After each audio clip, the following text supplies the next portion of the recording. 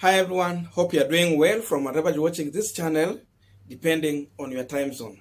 Now, yesterday, William Ruto was interviewed by Joe Ageo at NTV at his official residence in Karen.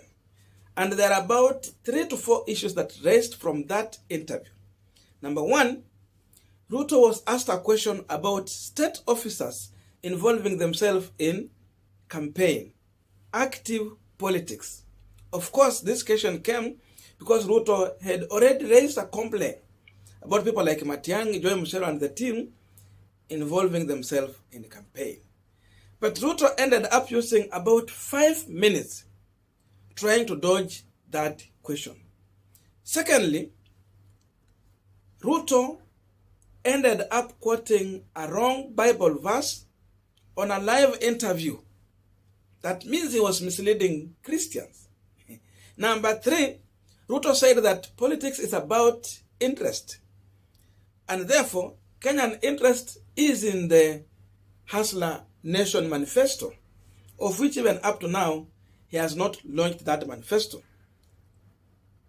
But Ruto still says that he still has 1 month to launch. And the question is, when is the time for Kenyans to interrogate that manifesto? So I wanted to listen to him shortly. It's about 4 minutes. Listen to him. And after that, we will also give our views as far as that interview is concerned. An appointed state officer other than a cabinet secretary or a member of a county executive committee shall not, in the performance of their duties, act as agents of a political party and all of that.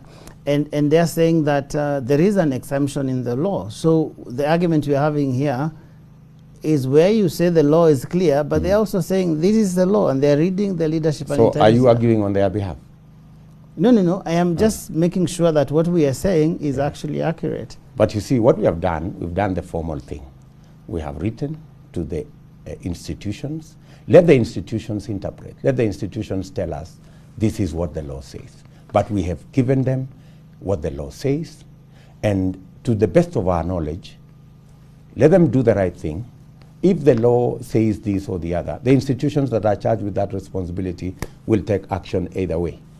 Now, in 2017, Raila Odinga, who was then your competitor from the opposition, made the exact same complaints about cabinet secretaries getting involved in politics.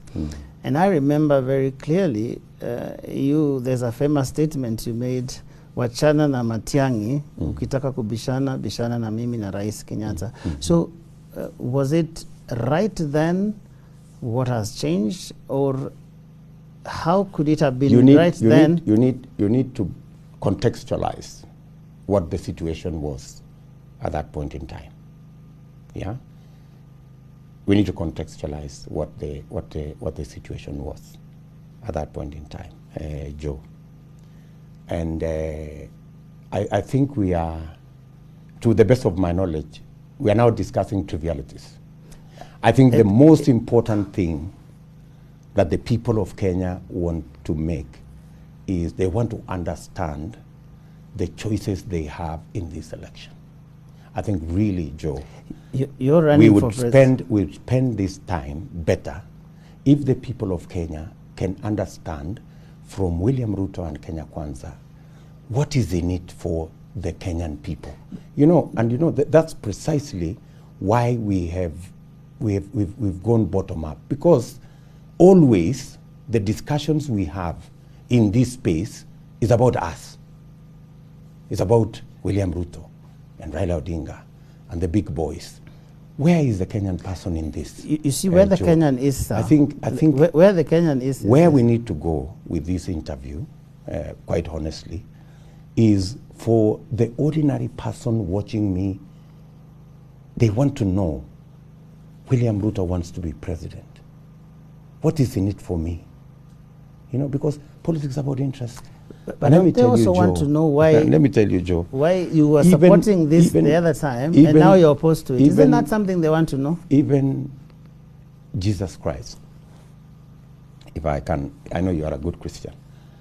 In Matthew, I think 17:29, his disciples, when they were following him, they asked him, we have left our families. We have left our businesses. We used to be fishermen. We've come to follow you. What is in it for us? Disciples of Jesus Christ. The people of Kenya wants to know also, as they go to the ballot, what is in it for them? You know, and really, I think we would do a lot of service to those people if we discussed what is in it for the people who will wake up early in the morning. I understand that, to go and vote. And we will discuss that. The quarrel between William Ruto and Raila Odinga and Matiang'i and I don't know who, you know, this is neither here nor there. Isn't this about integrity of leadership? That something was okay 5 years ago, and right now it is not. And I think the Kenyan people would be confused that if William Ruto said it was okay for Matiang'i and Musheru to campaign, please let us, you know, because we don't have the whole of that context here. You know, you're bringing, you're jettisoning something into this discussion. We need to look at the context. What was the context of my statement that they didn't campaign? What was the context of that, of my statement in that situation? And what am I saying today? I am not saying it's my word versus theirs. I am saying let's follow the law. It doesn't matter what it was 5 years ago. If a wrong or two wrongs do not amount to a right, you know, if it was wrong then, it is wrong now. Do you regret supporting them then? Supporting who? Matiang'i and Musheru I don't even remember what the statement you're talking to me about. You need to have. Now, I know so many people have called out William Ruto for quoting a wrong Bible verse. But this is what Charity Ngilu said. Matthew chapter 17 and at verse 27. Praise the Lord. And that is the truth. The book Ruto quoted is Matthew 17:29. Matthew 17 verses 29. But Matthew chapter 17 is ending at verse 27. Not 28, not 29. I know the book that William Ruto wanted to quote, it was supposed to be Matthew 19:27. As far as I wanted to put that context in what Peter was talking about, leaving their family. So that's the truth. Anyway, we are continuing with our panel discussion, but just a quick request. You might be watching this channel, but you're not yet subscribed. So my humble request, please consider subscribing so that another time, once we release a video like this one, you will always get notified. Again, to all our channel subscribers and anyone on top comment, I must say thank you so much for your unconditional support. Again, I'm requesting you to give this video a thumbs up so that YouTube can recommend our videos to more viewers. By the way, one of my good friend, Mr. Nyambane, send me a coffee. I must say thank you so much. Nilipata coffee yako. May good God bless you. Back to our discussion. Now, the big question on this punchline today that we want to put more focus on is what William Ruto said in 2017 about the state officers being involved in politics and what he has been saying as of late in 2022. Ruto was clear in 2017 when Raila Odinga was complaining when state officers like Matiang'i, Eugene Wamalwa, and the entire team were involving themselves in active politics. Eugene Wamalwa was leading William Ruto and President Uhuru Kenyatta in a campaign in Western region. Matiang'i also was taking a role to lead these leaders in Incase County and the entire Luo nation, Nyanza region, in campaigning for Jubilee. Raila raised questions. Raila complained about such officers being involved in active campaign. But Ruto came out very clear and very strongly to tell Raila Amolo Odinga to stop focusing on Matiang'i. He was very clear. He told Raila Amolo Odinga if he has any question to focus on him, he's going to answer that question. Atuacha kubishana na watu wadogo hapa kina Matiang'i. Kama uko na swali yoyote niulize. So that time, Ruto was defending Matiang'i. Ruto was defending Eugene Wamalwa. Ruto was defending Kibicho and the entire team. But today, Ruto is complaining about state officers, the same Matiang'i he was defending. He's now here complaining about him.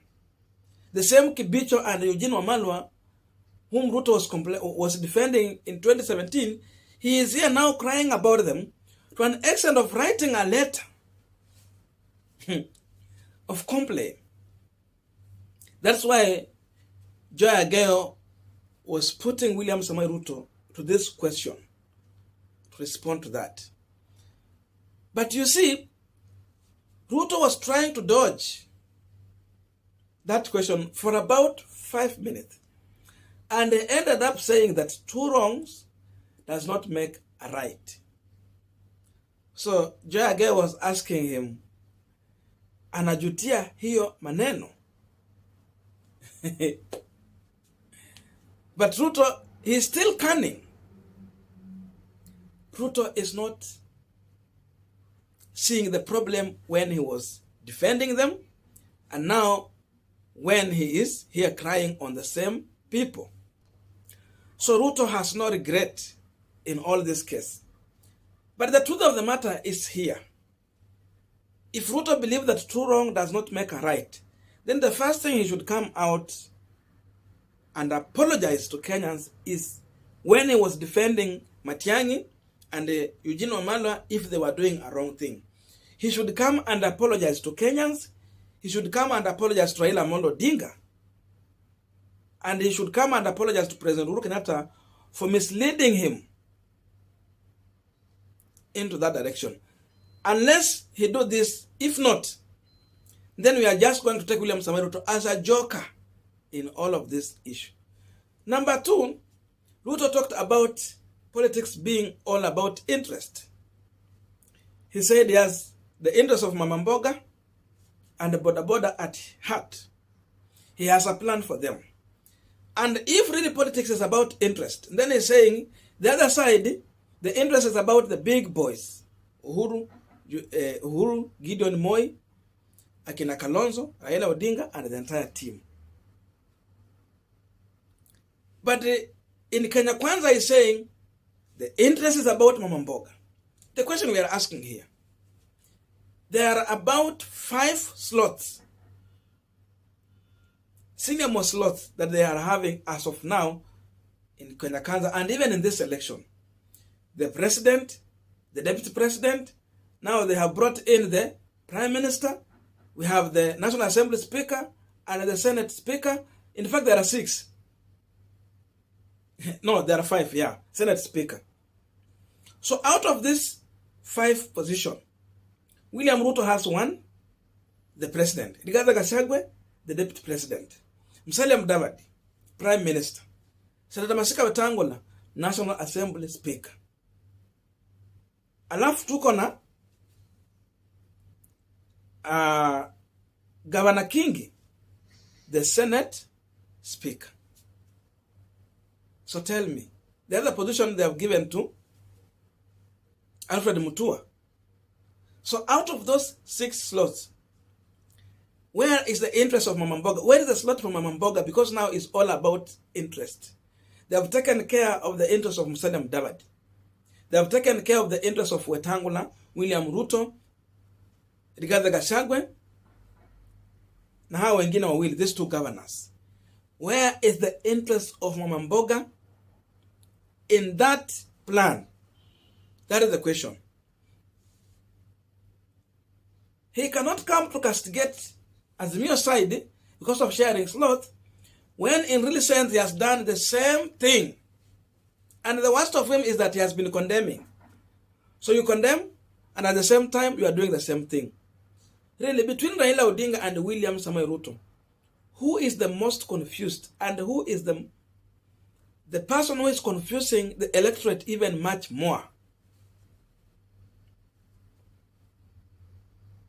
William Ruto is misleading Kenyans. There is no slot for Mama Mboga in his hustler nation.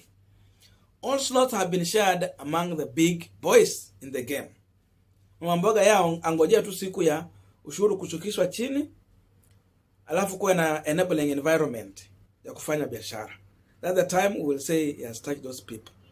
So all in all, he has been dodging the interview. And another funny thing here that Kenyans should take serious is how Ruto was reacting during this interview. Ruto has come out clear that there are things he wanted to discuss during this interview. And if you look at William Ruto, he's not comfortable with this question. He wants to lead the discussion. And he's saying for him, there are other things he wants to talk about. That means Ruto does not want the interviewer to lead him in this interview. Instead, he wants to take the role of interviewing. So you can imagine if Ruto will become the president. He will do that thing Matiang'i alisema nani Miguna alisema siku ingine. He will set his own questions, his own answers, then you have to follow those questions. If not, utafungwa. That is exactly what William Samoei Ruto did in this interview. So this confirms what Miguna said some time back, that Ruto will be a dictator. I don't know what to think about this, but that's my view. So let me leave the remaining points for you so that we can have a continuation of this conversation through the comment section. May good God bless you. Tupatane kwa comment section.